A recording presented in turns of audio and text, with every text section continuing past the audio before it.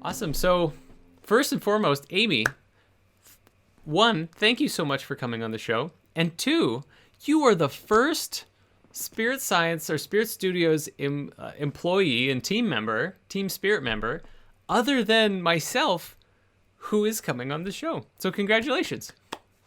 You. I'm very happy to be here. So, it probably would be valuable, I think, because this is a little bit unorthodox or like a little bit different than we normally do it. But for people who are curious, like, what is your role with Spirit Science? Well, I work in the mystery schools, so I work with Spirit Mysteries, the mystery school that you created, and I currently manage the community that we have. We have our big Discord community where we do all kinds of events and get-togethers and just have a supportive community for each other. So I manage that, and then I also do a lot of special projects and things like that. So like co-hosting Pastoral Masters with you, and working on just whatever up that my creativity works for. So sometimes doing astrology stuff, sometimes helping out with our wisdom and workshops. I just got to do one of those with Ben for the first time. So I'm kind of like, it feels to me like I'm all over the place, but in terms of spirit science and spirit mysteries, like not, because there's so many different things that could going on. So yeah, I think Yeah, that's the best way to answer the question. I completely get it because I feel the same way in terms of just like the amount of things that we're doing in any particular day. Like our to-do lists are massive, aren't they? Yeah, yeah, and there's a whole lot of things that I'm sure I'm forgetting about, like managing the Patro Facebook and Instagram and stuff like that too. Hmm. So, I guess my question is like, how do you like it? It's the most fun that I've ever had, like ever in my whole and, life. and you're not just saying that because I'm No, the guy who runs the show, right? no, no, I'm really not. I'm really not just saying that. Like it's kind of ridiculous because I couldn't think of a more perfect job for me to be doing, just like with my heart and my passion and my areas of expertise, as well as like the fact that I'm a student of your school who's getting to educate myself while I'm working, and it's all so supportive, and it's all what I love. I signed up for the mystery schools because it was it was everything that I wanted to learn about and everything that I wanted to explore. And it was what I believed in because I already had exposure to your book and your deck. And I was familiar with spirit science. I was more of a tarot nerd than I was like a spirit science fan. Not that I don't enjoy spirit science, but it was more like the book and the deck and all of that stuff. And then when the mystery school came up, I'm like, oh my gosh, are you serious? Like I've been waiting for this. So it's just so cohesive that there's no way it's not my absolute favorite thing ever. And also kind of being at a point in my life where I'm like, I just really know what I want and I know what I love and I know where I want my energy to be. So yeah, like full on dream come true. Best job ever. That's so And great. and not just saying this to because you're my boss, but you're also like the best boss ever and super fun. And yes. Well, if you're trying to make me blush, you'll probably win. But but like, and for the record, for people listening, like I didn't ask Amy to say any of that. For like, I forgot that we had a podcast scheduled. She messaged me, and I saw it like 3 minutes. Like she's like, I think we're supposed to be on a podcast right now, and I was like working on something, and my notifications were off. So Amy, you're keeping me in line, honestly, and I appreciate it a lot. And I think that this is something that like is it makes Spirit Studios like a really fun and valuable place, like a really just like a very cohesive community. Is that almost everybody who's a part of the team came in through the mystery school. Like that's not true for everybody. Like in the early days, like even Ben, I met Ben through Catherine, his wife, who I met through Jocelyn, another wonderful soul who I was working with for a little while. So that was like pre Spirit Mysteries launch. But like when we launched Spirit Mysteries in December of 2019, I put out like as a part of the sort of like the announcement video, it was also like, hey, by the way, if you're interested in collaborating with us and working together, like these are the kinds of things we're looking for: animators, artists, people to teach and do classes and stuff. And I think you were in that mix. And a lot of the people, even like Chris, who is our writer now, and Nicola, even one of our artists, and Nelson, one of our other new artists, just came in because of the mystery school. And it means like it makes a working environment where like everybody's really on the same page in terms of like what we're about. It's not like just a bunch of random people and we have to like teach them, well, you know, spirituality and da-da-da. It's like they're already riding the wavelength, right? And like we have a pretty awesome team, you included. Thank you. Well, yeah, I think it really is a magical combination for all of those reasons that you just described. And one of the things that I find the most like enjoyable is the different levels of expertise that come in. You know, it's like everybody's kind of got their special thing, like, and everybody really does have their special thing, you know, that they're really passionate about, that they bring to the table. So we get so many opportunities to learn from each other. You know, like the more of the staff that I connect to know, I'm like, oh my gosh, this is just so amazing. It's like just such a wealth of fun and creativity. And because we were all drawn in, most of us, like you said, were drawn in from the mystery school, there's kind of like a foundational, I guess I would say, vibe that we're all kind of holding that creates, I think, a certain type of like working vibe, communication vibe that might take longer to establish in a lot of other working environments, you know, because you just get people from all walks of life, all different beliefs, all kinds of things like that. And so there is a congruency that creates a lot of flow that is really awesome. And yet at the same time, we also get opportunities to work on ourselves, you know, to do the work of just refining who we are. But it's like in a safe container, you know, because there's just sort of like this foundational agreed upon, like, this is how we're going to treat each other. This is how we're going to talk to each other. This is how we're going to communicate. We can be vulnerable. We can be humble. Like, we don't have to, you know, I mean, yeah, we all have our egos, but at the same time, it's like, we also have an awareness of that. And so we can work consciously. And that's like, it's so awesome. It's so awesome. You know, like how often do you find yourself in a situation like that with other people? That's the part that I have a hard time connecting with, because I've been trying to do that, whether successfully or not, you know, with various collaborations for a long time. But I also have not worked a job since I was 17 or maybe 8. Yeah. 17, 18 sometime. Like I only had one job in my life that wasn't self-created. And that was, I worked at a movie theater for 2 years. The first year I spent selling popcorn. And the second year I spent ripping tickets and sweeping theaters, which was the most relaxing, peaceful, awesome, amazing job in terms of like, you could literally, it's just like your job is here like every moment, you know. And it's super easy.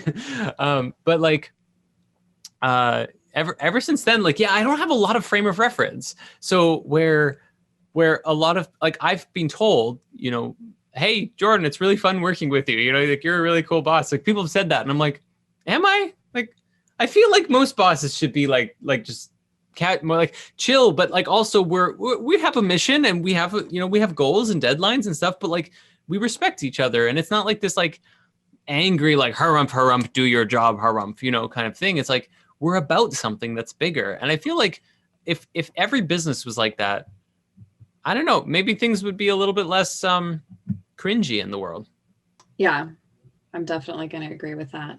I think that, like you said, when you're working for something bigger than yourself and you're all in alignment about the fact that that's what you're doing, there's a whole lot of crap that just doesn't happen, you know, whereas in a lot of more of those, like, I don't know, I would just say, just because I have had lots of jobs and been in lots of different working environments. And even like other jobs that were based and with like a spiritual foundation, it's just not, that's not really how it is a lot of times. You know, everybody kind of has their own agenda, their own reason why they're there. You can get more of the lone wolf vibe, like I'm just here for a paycheck, like I don't get along with this person, so it gets cliquey over here and there. That's just the nature of the beast, right? And then how everybody deals with leadership, like that, like in the hierarchical, you know, like I guess like unspoken status energy, you know, of the hierarchy, and how people handle power or wanting power or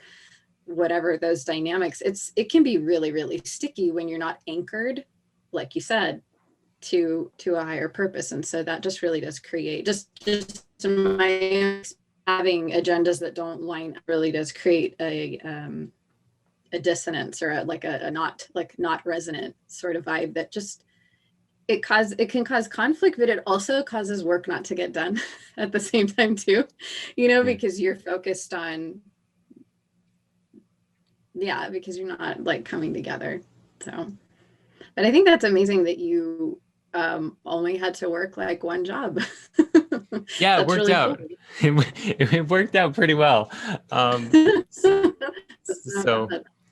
I don't know. I also get like it's, you know, the role that I'm in and even that you're in, it's also not for everybody, right? Because there's different levels of like both skill and interest in what people are wanting to do with their lives, right? So it's kind of like as we collectively just raise our consciousness, ideally across the board, doesn't matter what kind of job you're working or what you're doing, whether you're in a leadership position or not, because you are, you know, like even just as far as the mystery school goes, like you're teaching classes and working with people, like ideally, yeah, like across the board, just maybe like businesses in general can become more compassionate as a kind of a ground level. Yeah, I think that if the understanding was made of the kind of effect that has on you as an employee, you know, like when there is compassion, when there is humility, when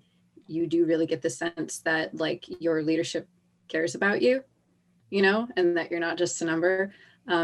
If there was really a awakening of understanding of that, like that if you treat people well, they will be inspired by you.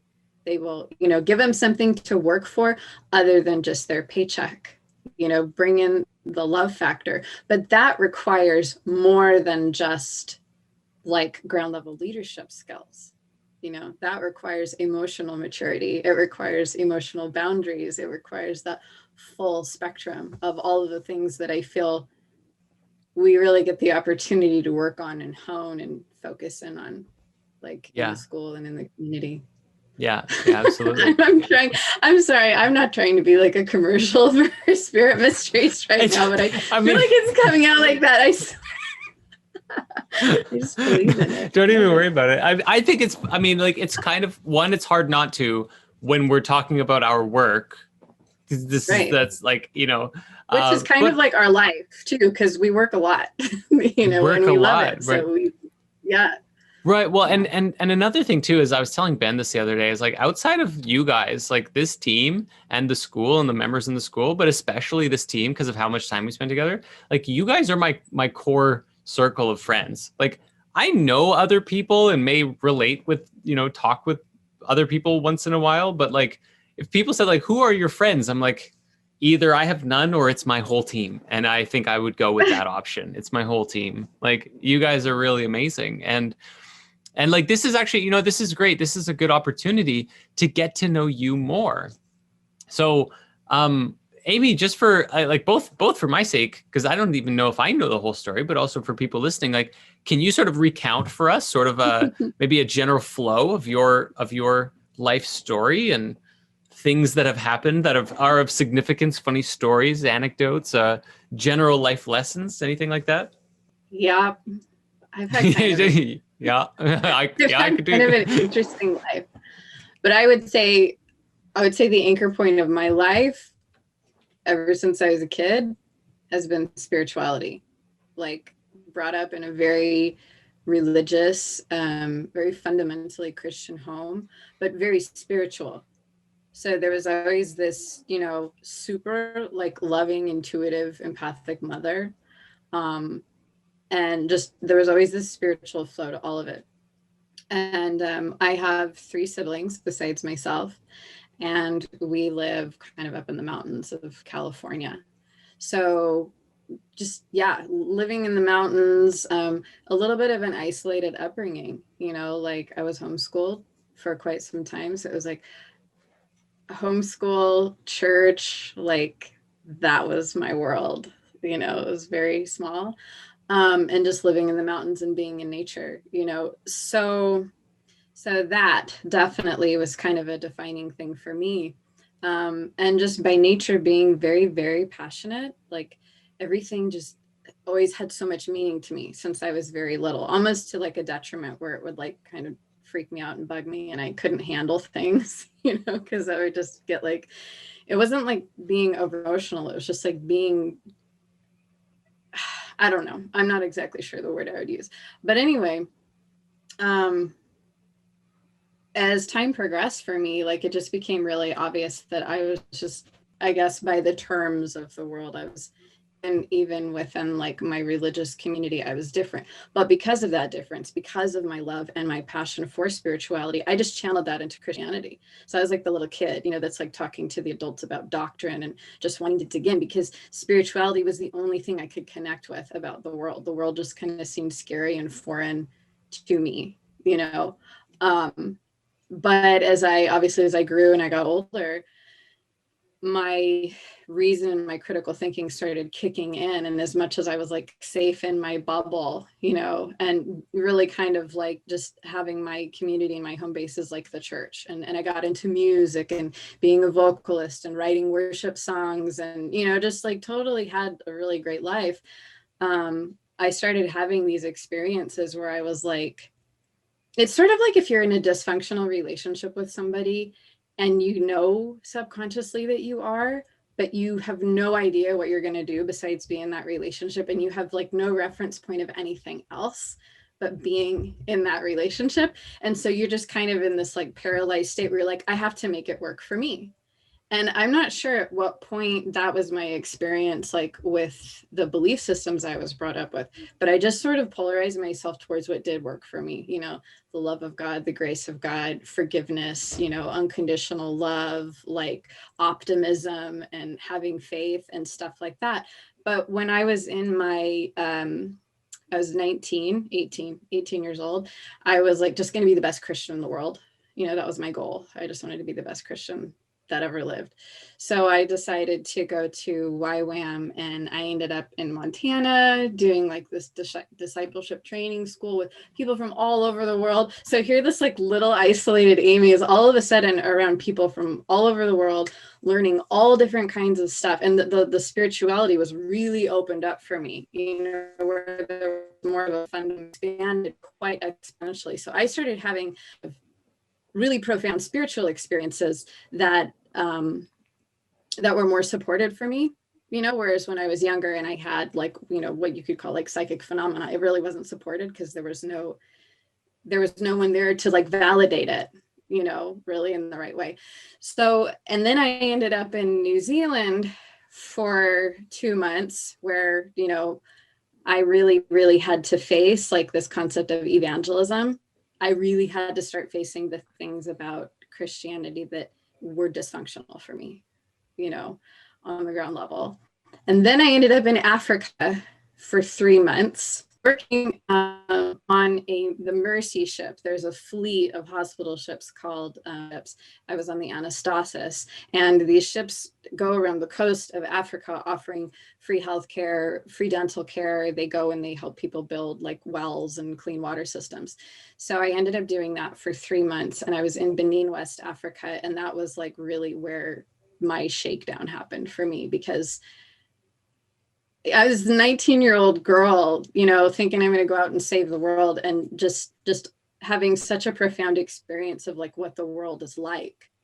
You know, I'm in this third world country where on one side of the street, people have cell phones and there's French restaurants and this and that. And then on the other side of the street, it might as well be 500 years ago, you know, and very, very primitive and people starving. And I just had to really face myself and face my spirituality And it was like I hit a wall. And when I came home, after all of the experiences that I had, which could be a podcast in itself, I was lost. I was just so lost because I'm like, none of it makes any sense to me anymore. I just had to let go of everything except that I knew that spirit was real, that love was real, like that my connection to the Christ consciousness, which I didn't even have language for that at that time. I knew that that was real, but I just like walked away from my life as a Christian, which was my whole life. And I was a vocalist and I was writing music and I was going to festivals and concerts and doing all this stuff. And it was just like, I couldn't write anymore because I was always dependent on truth and passion to write. And I didn't know what the truth was anymore. And I didn't know what my passion was anymore. So I just tried to be for about 10 years and had a lot of different experiences. And then should I stop there or do you want me to keep going? Well, no, I think this is really potent. I mean, like, there's a line in the Gospel of Thomas where Jesus says, it's one of the Gnostic Gospels that was sort of, not canon, kind of written out of history, and then came back and surprised the world. And the Gospel of Thomas has this one line that says, first, you will learn the truth and you will be bewildered. And you seek and you shall find. And when you find, you will be bewildered. And then only then be bewildered. And then you will be set free. You will discover and understand something bigger and more beautiful and more divine than you could understand before. And it seems as though this was like, for you, it's like you were kind of existing in a paradigm and then you had that paradigm shattered. And then you went through that like a 10-year period, but like, how did you get from that period to where you are now? Because now I never would have guessed that, like hearing that story, like what was it that facilitated liberation for you? Bewilderment. I think like trying it all out, trying to just be a human being. And I actually experienced too, like being not a very good human being too, because it was like when all of those rules and regulations that I followed throughout my life to do the right thing and be accepted and loved didn't matter anymore. I'm like, well, what happens if I just do whatever I want? So I also had some experiences that were not so great, but it was like, I needed to kind of understand the polarities of like, well, you feel like crap if you treat people like crap, and if you don't take care of yourself, and if you don't love yourself. I had to actually like learn and let those things become a reality for me, and sometimes the hard way.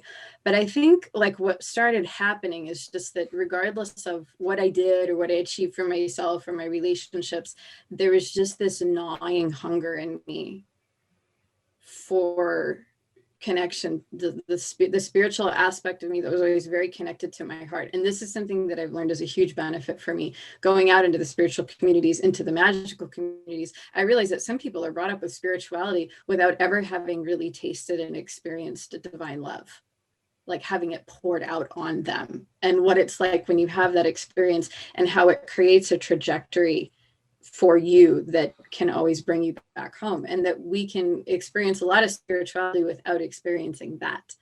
And so that was a gift that I was given in my younger years as a child, because I'm like, I could never explain away or be so bitter that I could ever deny like the connection that I would have with this entity of God or Jesus or whatever you want to call it. So the hunger just led me to like, there's so many options, right? Like, well, what do I do? I went to a Mormon church. I went to Jehovah's Witness church. I went to a Buddhist temple. I went to Catholic churches. I just started exploring because I'm like, I feel like I just have had such an isolated experience. I have no idea what's out there. Of course, I've been programmed to be terrified of the occult, and that sort of thing. And yet I had to acknowledge at one point that I was obsessed with like curiosity about it. But it took a while for me to have the guts to like actually enter into that. So I just started going out into nature. It felt like the only thing I could do, because this hunger was like literally driving me crazy, but I didn't know what to do with it. I couldn't, like, I'm like, well, I can't read my Bible and just do the old way because it wasn't working. You know, I actually tried a few times, like, I'm like, well, maybe I just need to go back. But every time it'd be like, no, there's more. So I would start going out in nature. And that was when I started noticing that when I would go out in nature, I would start getting these thoughts that would go through my head that were like way smarter than me. You know, I'm like, wow, did I just get like way smarter than I was a second ago? You know, and I started picking up on just like understanding that certain things had certain vibrations, that if I put myself in certain positions with certain people or nature, especially, I would start to get like direction, you know. And then I like started experimenting with meditating, like still having really no idea what I was doing. And I would start to get like have animals come visiting me in my meditation. Like, huh. But it took a while before I started like that I would have visions and that I would have all these experiences. I was always having the experiences, but it always just been explained away. Like, oh, that's just your imagination, or oh, this or that or the other thing. And so I started to slowly lay this groundwork of like validating what was going on for me. And then I ended up, I had the opportunity. This is actually after I got married. And then I ended up, through some people I knew, this was a more spiritual circle, but not a Christian circle, finding out that there was actually a pretty famous psychic who lived in my area. And, you know, just the friend I was speaking to, her kind of knowing me, she's like, you know, I think you might really be interested in like looking, you know, maybe go have a session with this woman, maybe, you know, like read her books, whatever. And so I contacted her, and the next thing I know, I don't even know how it happened. She's like, hey, I'm starting a group of women that I'm training. Would you like to join? And so like that happened, and I didn't have any money. So I was gardening at the time because my whole world had revolved around gardening, because that was just how I was grounding myself, was like gardening and being around plants and herbs and this and that. And I'm like, well, I can't pay for these expensive workshops, but I could garden for you, you know? So we did like a barter. So it put me back into spiritual community, only from a very different angle. And it was amazing. And I got to have all of these experiences that really validated a lot of stuff that was going on. So there was definition. But that was when I realized that all of the social constructs and the social issues that I had in terms of like losing myself with people were still there. And they were, if anything, they were probably worse than they'd ever been. And so I just felt like this is really great being involved with this group of people. But this, like the way I responded to the social dynamics, or like wanting the approval of the teacher, wanting her attention, wanting her to help me and teach me and work with me, that was so overwhelming for me that I was like, my guidance was saying to me at that time, like, you're going to have to ground, stop relying on other people so much if you want this further. So I actually stopped going. But I learned so much during that time just about the spiritual world, even so only from certain perspective, but I learned a lot. And then I just kind of went out on my own for a while and just really focused on, you know, trying to be a good wife, trying to be a good stepmother, taking care of the house. I ended up starting a business, doing tropical plants and all kinds of stuff like that for a while. And then just coming back to a point where I was like, these awarenesses just kept coming to me, where I was like, I can feel what is out of alignment, you know. And a lot of it was just picking up on empathic stuff, picking up on astrological cycles, like picking up on my own cycles, but I still didn't really understand it. So I just got really, really serious at a certain point. And I'm leaving out like that I was really starting to ground a lot more with my own guidance. I still don't really understand what it was, but just this wisdom that would come to me and tell me like, this is what you need to do, or just getting that feeling. But I hadn't really learned how to validate it all the way. So I was just like, that's it. I'm just going to get really serious. I'm going to start meditating. I'm going to start journaling. I'm going to start really dealing with myself instead of trying to fix things outside of me, you know. For the sense of harmony I feel like I have to have, I'm going to start doing that like for myself. So I did about 5 months straight of really, really intense discipline. And that's when I actually ended up through synchronicity getting involved with, it was called the Way of Mastery. And it was like a channeling from Yeshua ben Joseph, or Jesus Christ. And I had no idea what it was like when I started listening to it. But if I had, I wouldn't have, because I still just had this like thing where I'm like, I can't go that way. I was kind of polarized against, Christianity. But I also understood at the same time that if I was polarized against Christianity, then I was representing all the things that I said I didn't like about it. So it was just like this constant process I was going through, trying to like integrate. But it was so much like the Sophia Code, which I'm listening to now, where it was just bringing this whole other view and this whole other perspective to like the Christ consciousness, like what that really is about, and creating the parallel between like what Christianity became versus like what the true intention was. And it just like took me home. I just remember like sitting in my living room, just sobbing my head off, because I was like, my to acknowledge my roots again, but let them born into something new. And then from then on, it was just like this explosive, my intuitive senses, my psychic senses, whatever you want to call them, they exploded open. And it was like a free for all, because you have to remember, like, I didn't know what any of this stuff was. I hadn't studied the occult. I had no clue. I would just start getting these visions of things and symbols and this and that, and I'd go looking for them. And then when I would find them, I would be like, oh my God, like the 7 hermetic principles, I was led to that. And I was just like, I'm like, this stuff has been in my heart my whole life, but I never could define it. And it was pretty intense. And so this all led me to leave my marriage, which once again, it was that situation where it's like you're in a dysfunctional relationship, but you focus on what's good because you have no idea what else to do. And you don't necessarily realize that there's a sense of support for like where you're going to go afterwards. What are you going to do? So it was like this psychic explosion happened in my life, so that I really understood that there was this whole purpose for my life that was going to carry me literally no matter what happened, no matter where I went, no matter what I knew or didn't know, it was going to keep pulling me. It was like they were just showing me like, we're with you.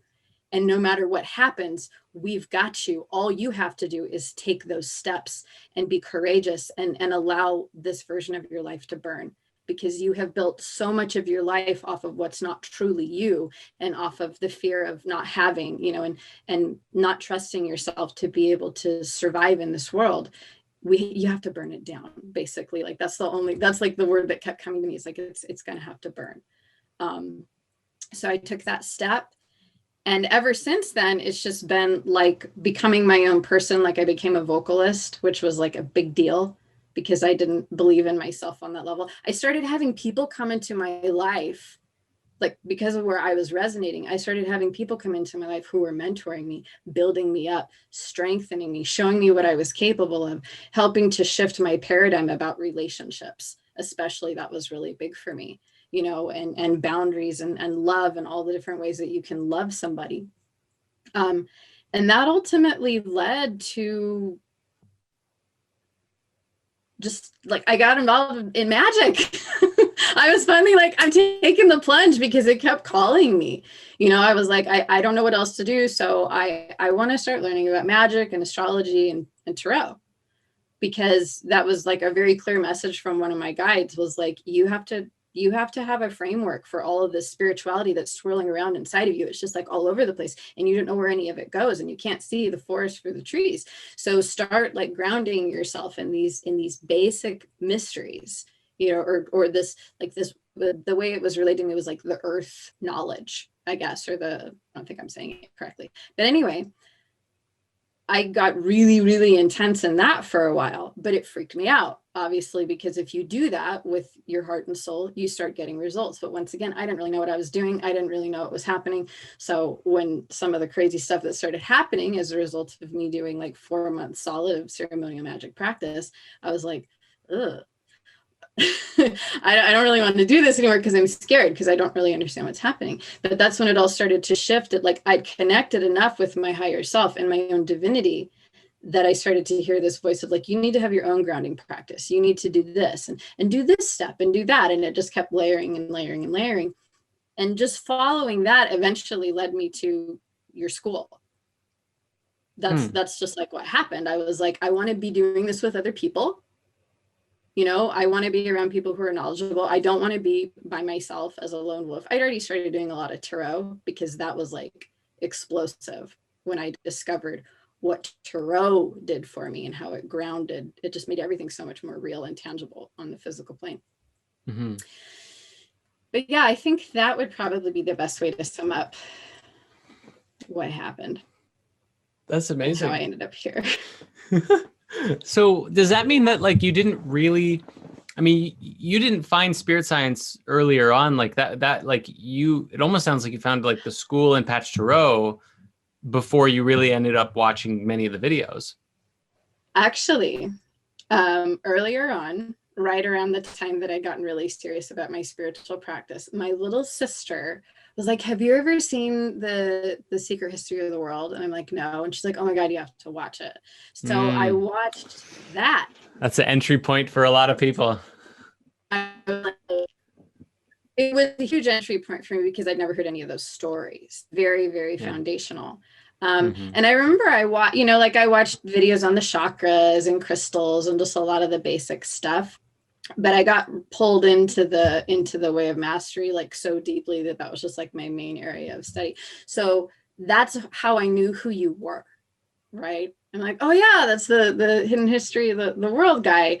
And then I found your tarot descriptions online because I'd been going like, I want to learn tarot, and I'm like piecemealing it. And then I'm like, holy crap, these are the most spiritually centered descriptions of the cards that I've ever experienced. Yes.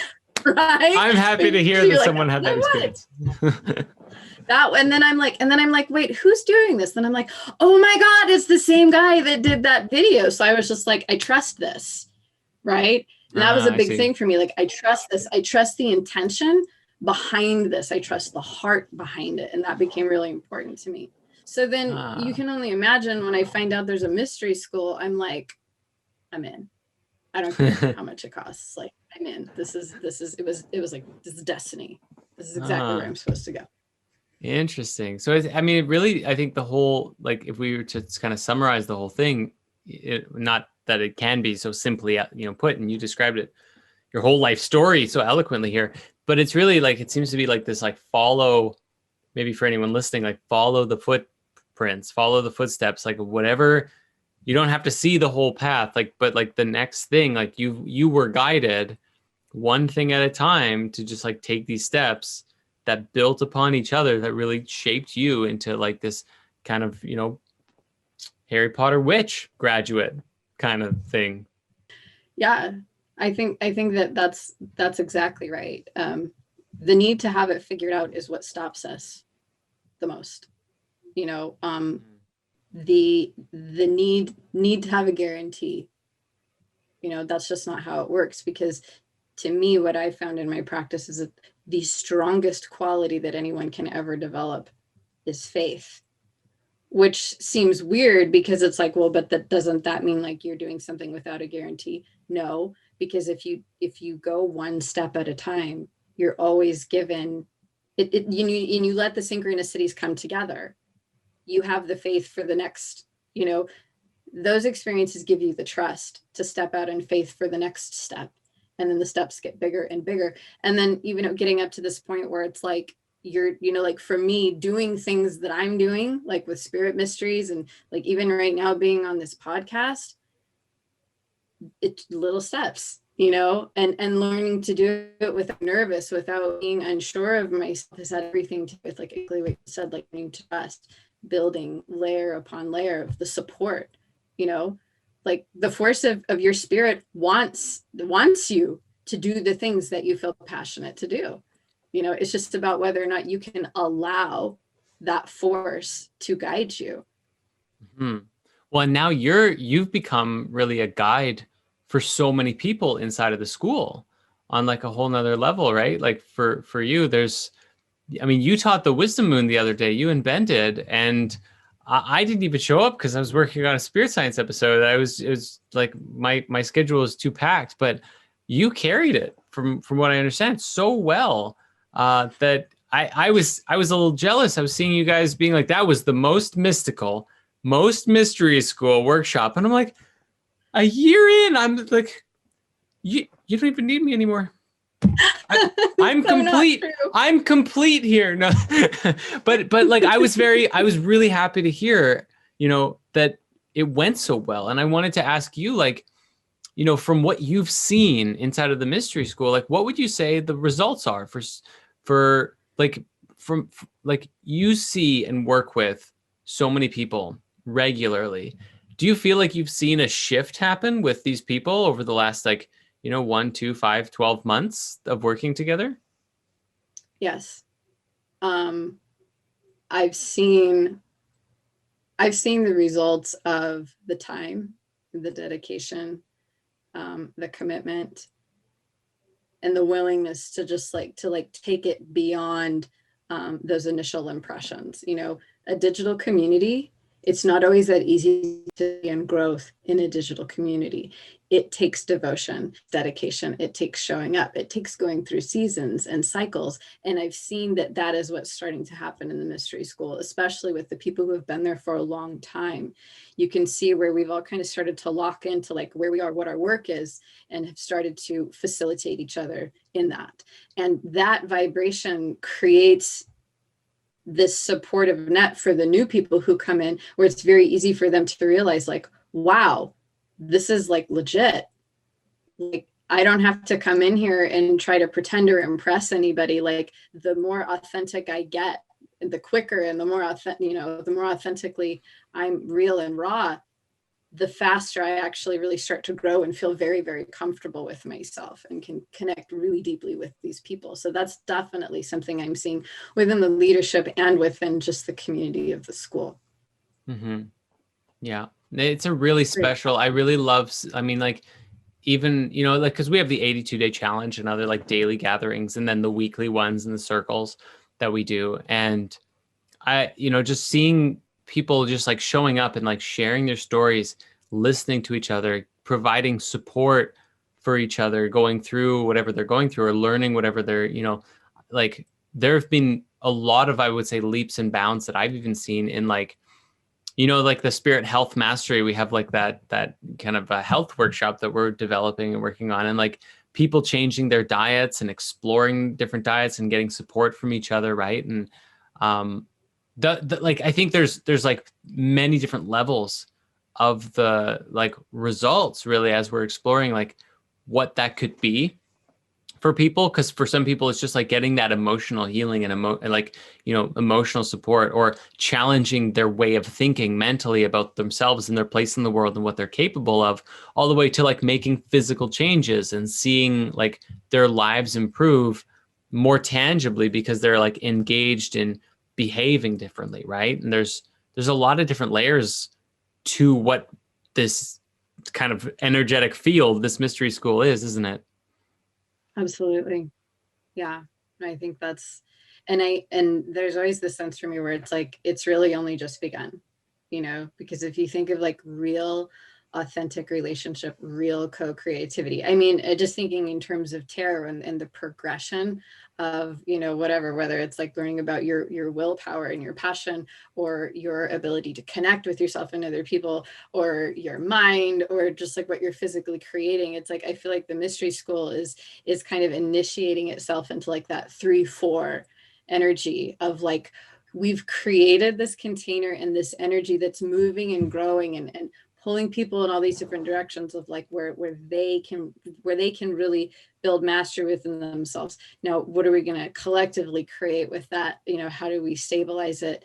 And I think one of the things that I love the most is, like, especially during spirit circles, when we're just sharing, like, I'll just try to dig up the most raw, authentic thing I can think of and just watch what happens. Because when you do that, people get permission to do it back. And I've heard so many people be like, I've never heard anybody speak this way. And I didn't realize like that I was the only person who felt this way. Like, those are the moments I live for, because that is really what breaks us through, the survival masks that we've even and especially in spirituality, we have these survival masks, of like how we think we're supposed to act or what we think we're supposed to say. And so that's one of my favorite things to do is just go like, how can I make this so raw right now, you know, without overdoing it. Mm-hmm. Yeah. But yeah. Do you have a favorite? Do you have a favorite like mystery school event that we do? Oh man, Jordan, that's hard.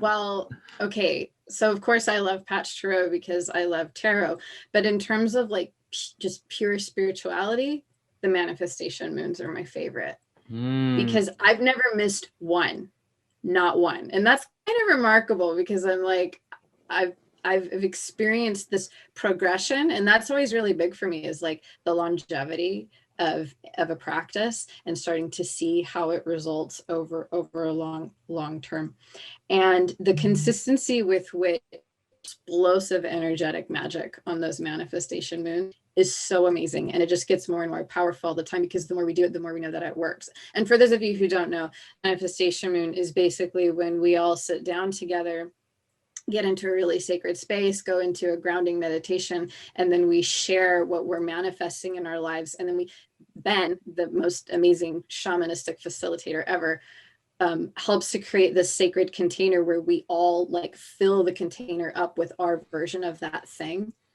and like build that person's manifestation up. And it works. Like, it's so amazing the way that it works. So that's like the most magical, mystical, in my opinion, like that's the most magical, mystical event that happens in Spirit Mysteries, where it's just like, we're just putting it into practice. Yeah, that's great to hear. It is really special, like to see, just like, I mean, not just to see it, but just to feel the space that is created when we all go into our heart together and go into that like just meditative space for like 2 hours and support each other and support ourselves and focus on our dreams and our wishes and our intentions. Like, it's really special. Yeah, it's really special. I'm happy you spoke to it. Thank you so much. Well, you know, the final thing I want to say about it is that, like, if you take into consideration the fact that we're also always following a new moon, and there's always the sense of like following astrology, it's amazing the way that there's always this congruency with what everybody's sharing. It always ends up being like the same conversation, and we all just kind of build on what each of us are kind of collectively wanting to create. And that's another thing that I've just seen consistently happen over and over again, is like the connectivity that we all share and how we all really do collectively go through these lessons at the same time. They're just different flavors. So that's another amazing thing that's just revealed itself. Yeah. No, that's a How really... about you? Do you have a favorite? That's a good question. Well, I think part of my favorite is because I love learning and I love giving the workshops and presenting and also bringing on people to collaborate with. My favorites so far have, I think, been the workshops that are kind of unique. Like, I really enjoy, and I'm getting better and better at, like the Patch Tarot Masters and our, just like I sit down and it's like, all right, here's the King of Cups. Like, I just go for 30 minutes and I'm like, wow, it turns out I talked for a long time about all of the things about this card. But I really enjoy that. But I also really love, like, when we did Spiritual Money Mastery or the 7-Day Transformation or the even Tarot Life Mastery. That was the very first one. That was live that we did that one. But then also like the upcoming Spirit Medicine Walkers and then Spiritual Business Mastery we're working on, right? Like, those ones have something that I really loved, because they provide this sort of like uniqueness of the experience of what we're teaching. Whereas, it's like, I love the manifestation moons and even the wisdom moons, but there's this consistent, it's like a 2-hour gathering once a month kind of thing. Whereas with Medicine Walkers, like, we've been working on this one for months. And when we give it, it's going to be like this big epic, like a bigger thing. And so I'm really excited about that, and providing that kind of support for people, like, just with, because like those ones, they're more specific to solving a certain thing or helping people understand or make sense of a certain thing.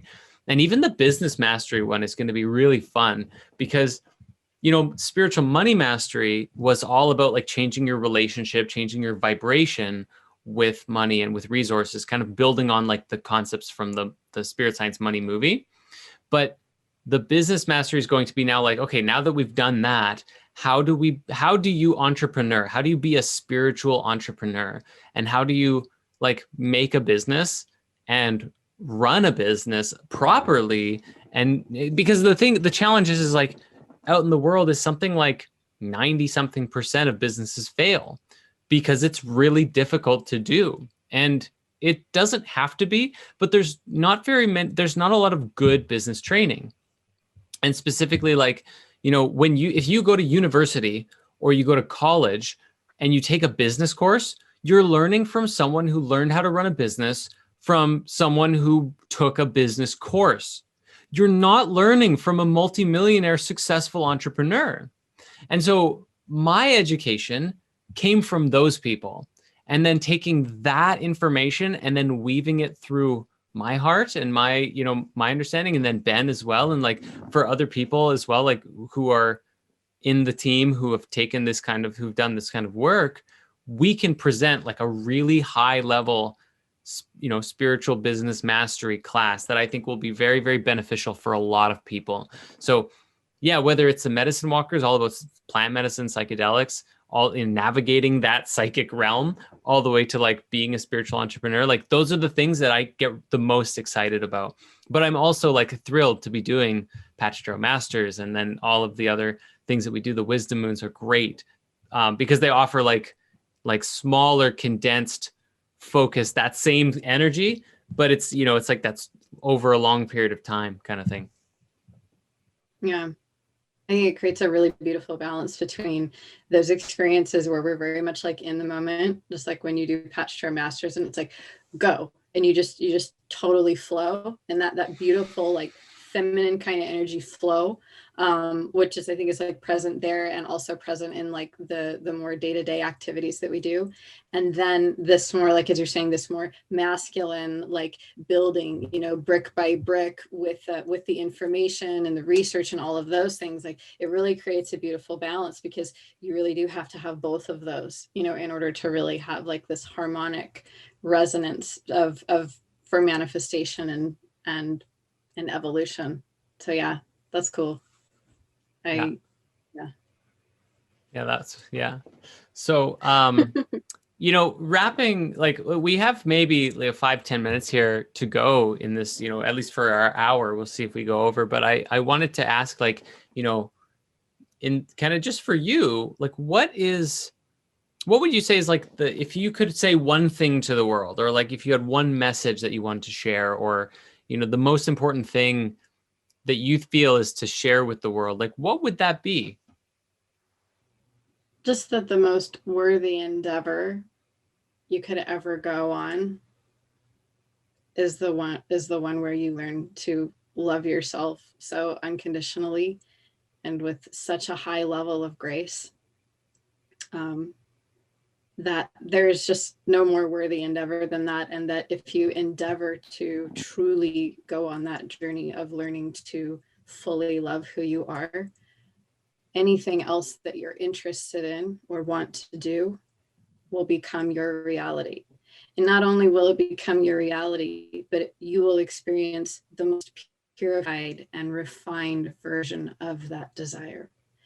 Because all of the things that may taint or distort our desires into a lesser version of what they're meant to be really comes from any kind of lack of self-love or belief in you being disconnected from your higher self. And so if there's one thing that I would love to give to the world throughout my life, it's that awareness. That's like my goal in life. Wow.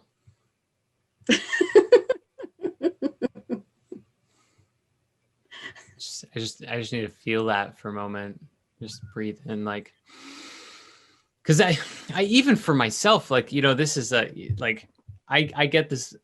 Sometimes people tell me like, Jordan, you should love yourself more, because you get so busy and caught up in all of the work and things that happen that you kind of forget stop and breathe and just remember to be grateful and to have some appreciation for yourself, because that is a factor that's still going to improve the quality of your life by doing so. Well, it's what my mentor John called the two wings of the bird. When we find our passion, like you found your passion, we go after it like with veracity, as you have. You've learned to work really, really hard, be very, very dedicated and very, very focused. So when we set off on that journey of like, I see the vision of what I'm going to do to make this world better, then you engage the vision. It's very, very easy to get caught up in the work. And also, because you have desire and this drive and this passion, you're always going like, am I getting enough done? How much did I accomplish? You're like in that Capricorn vibe. Yeah, but I'm there to a lot. Balanced. I know you are. But it really, like, there's a lot of energy that you will lose and sadness that you may feel if you don't take that time to just really bask in the fact that, number one, you have found your passion. Number two, you're living your passion. Number three, you're creating the opportunity for so many people to do the same thing. Oh, you're talking about me specifically, aren't you? Because I thought you were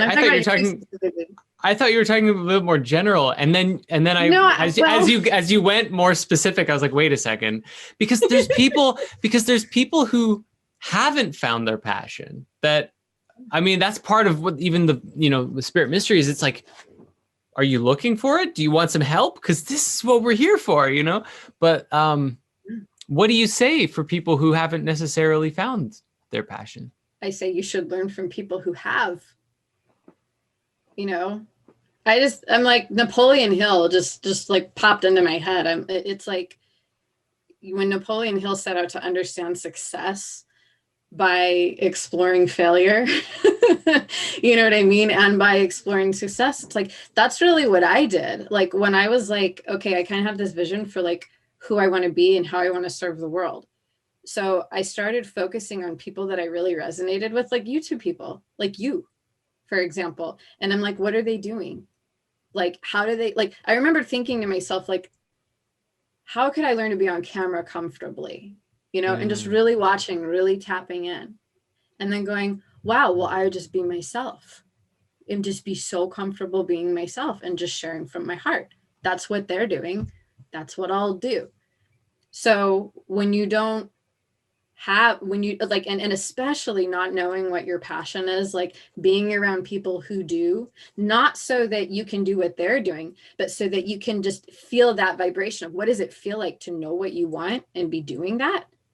It just, in my experience, like it greases those wheels, but I think a lot of times people who don't know their passion, they don't know what their passion is because they don't really fully acknowledge who they are. Like for me. Ooh, that's heavy. That's a heavy hitting. True. That should be everything from one of those little meme pictures that you see on Instagram all the way to like, now it's heavy hitting again, because people who see it, like when you walk into one of those like old classic diners and they have like pictures all over the wall that has like, be here now, or some like random little like phrase. That could be one of those, except that this one is like, if you haven't found your passion, it's like a gut punch. So maybe we shouldn't do that. But it's really, that's a good. We could say it nicer than that. You could say it nicer, yeah. It's a good point though. Like knowing who you are and being connected to your passion or your purpose kind of are just like the same thing. They're not different. That's a really potent line. Well, it goes hand in hand with the concept that you can really only love other people to the depth of which you're able to love yourself. Like if that isn't alive for you, then it can't really be an authentic thing that you're producing. And so I think that the self-knowledge, like the best analogy I can think of is that for years and years and years and years, the occult called to me. But for years and years and years and years, I would like not acknowledge that because of my programming, right? Oh no, I can't. Like, it just never occurred to me, like, well, you know what, Amy, like, you could actually develop a career around spirituality and occult knowledge and all of this stuff. But it was just like this smoke screen that would go over me because of my programming, because I wouldn't really acknowledge that that was what my passion was. So what I've said to people, like in coaching people, when they're like, I don't know what my passion is, I'm like, what do you find yourself doing all the time? Like, what is your most wild, fantastic dream? Because a lot of times these are things that we fantasize about when we're kids, but then we convince ourselves like, yeah, but that's not what grown-ups do. Right? You know? Yeah, we're desensitized from our imagination. Right. So have a conversation with your inner child, you know, but that's part of the process of knowing who you are. But we really very easily fall into hearing the voices of the people in our life who love us in their own way, and they're trying to do the best thing for us.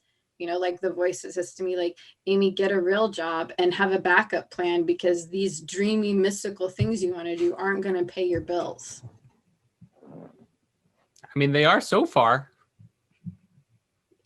I'm just saying, I listened to that voice for a long time until I was like, I have an obligation to follow the path of destiny that's in my heart.